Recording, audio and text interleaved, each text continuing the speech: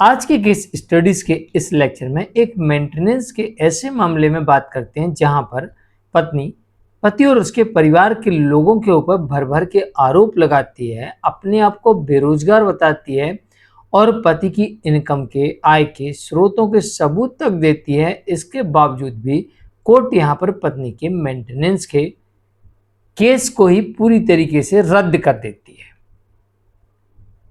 आखिर क्या हुआ इस केस में जहां पर पत्नी पति और उसके परिवार वालों को दोषी बता रही है, उनसे पीड़ित बता रही है और उनकी इनकम भी साबित कर रही है और साथ ही अपने आप को बेरोजगार भी बता रही है। इसके बावजूद यहां पर पत्नी केस हार जाती है, कोर्ट इस केस को रद्द कर देती है। तो चलिए आज की केस स्टडीज के ऐसे ही एक मामले के बारे में बात करेंगे जो कि मध्य प्रदेश के ट्रायल कोर्ट का है और ये मामला रद्द हो जाता है और इसकी अपील भी रिजेक्ट हो जाती है। जय जिनेंद्र, मुकेश जैन। वीडियो को लाइक और शेयर कर दीजिए और इस तरह के जजमेंट्स का पैकेज पाने के लिए जिसमें लगभग आपको 200 जजमेंट्स मिलते हैं, अन्य किसी जानकारी के लिए दिए गए नंबर पर आप हमें संपर्क कर सकते हैं। चलिए शुरुआत करते हैं। दरअसल एक मामला ऐसा देखने को मिलता है जहां पर पत्नी भर भर के आरोप लगाती है, जिसमें से पहला आरोप ये होता है कि पत्नी ये कहती है कि मैं बीमार रहती हूँ, तो मुझे कहते हैं आप बीमार रहती हो और अक्सर मुझे बीमार बीमार कह के बुलाते हैं। दूसरा ये है कि मेरे बच्चे नहीं होते हैं तो ये लोग मुझे बांझ कहते हैं, बांझ बांझ कह के पुकारते हैं, मुझे बांझ कहते हैं, जिससे मुझे मानसिक पीड़ा होती है। तीसरी यहाँ पर पत्नी आरोप ये लगाती है कि पति और उसके परिवार के लोग गाली गलौज करते हैं, झगड़ा करते हैं आए दिन। चौथा पत्नी यहाँ पर यह आरोप लगाती है कि पति शराब पीकर आता है और झगड़ा करता है और झगड़ा करने का आदतन आदी बन गया है। पांचवा यहाँ पर पत्नी आरोप ये लगाती है कि ये लोग मेरा इलाज नहीं कराते, मैं बीमार पड़ जाती हूँ तो मेरे को ऐसे छोड़ देते हैं या मुझे मायके जाना पड़ता है, मेरे घर वाले मेरा इलाज करवाते हैं, ये लोग मेरा इलाज नहीं करवाते हैं। और छठा आरोप यहाँ पर ये लगाती है पत्नी कि ये लोग मुझ पर दबाव बनाते हैं कि मैं तलाक दे दूं और ये दूसरी शादी कर ले। सातवां यहाँ पर आरोप ये भी लगाती है पत्नी की, लोग 7 लाख रुपए अतिरिक्त दहेज की मांग कर रहे हैं। जो हमने दान दहेज दिया है उससे लोग संतुष्ट नहीं है और अभी कहते हैं कि जाइए 7 लाख रुपए और लेके आइए, अगर आपने पैसा लेके नहीं आई तो हम आपको नहीं रखेंगे, आपको इस घर से बाहर निकाल देंगे।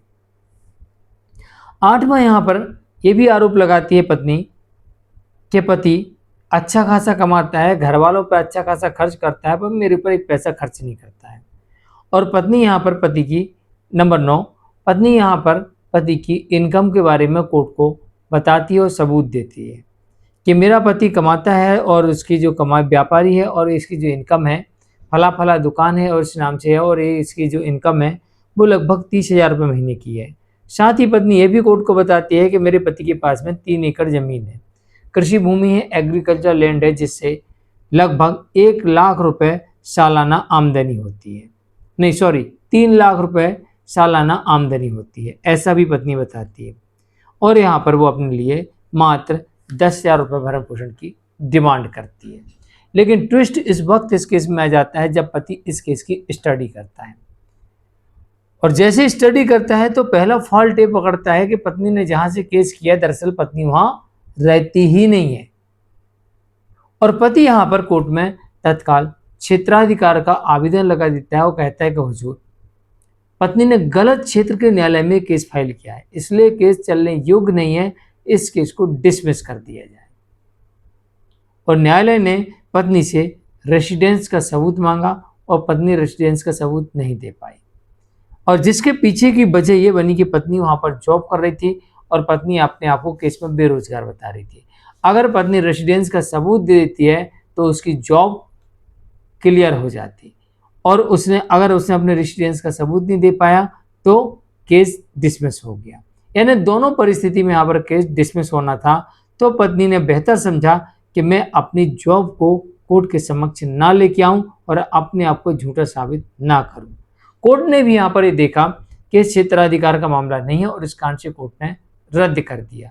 लेकिन पति को इस बात का पता लग गया कि पत्नी जॉब करती है और पति ने पत्नी के जॉब प्लेस को पता कर लिया, क्योंकि देखो आप दूसरी जगह से पति को बुलाते हो, पति वहां जाता है वो सुबह कई जगह ऐसा होता है कि पति सुबह पहुंच जाता है 5 बजे 6 बजे और वापसी उसे रात को 9-10 बजे ट्रेन मिलती है, बस मिलती है।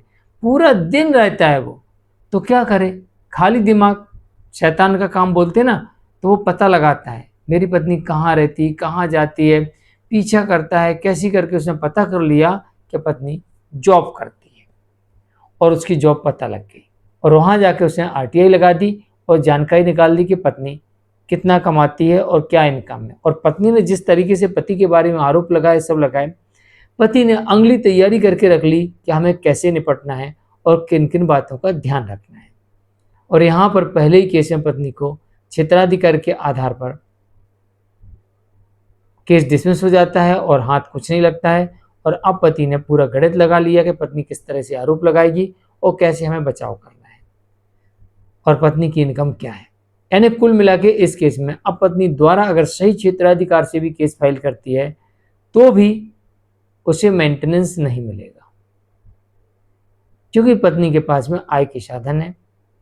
इस कारण से कोर्ट यहाँ पर पत्नी को मेंटेन देने से इनकार कर सकती है। मैं मुकेश जैन, आज के लिए इतना ही। नमस्कार।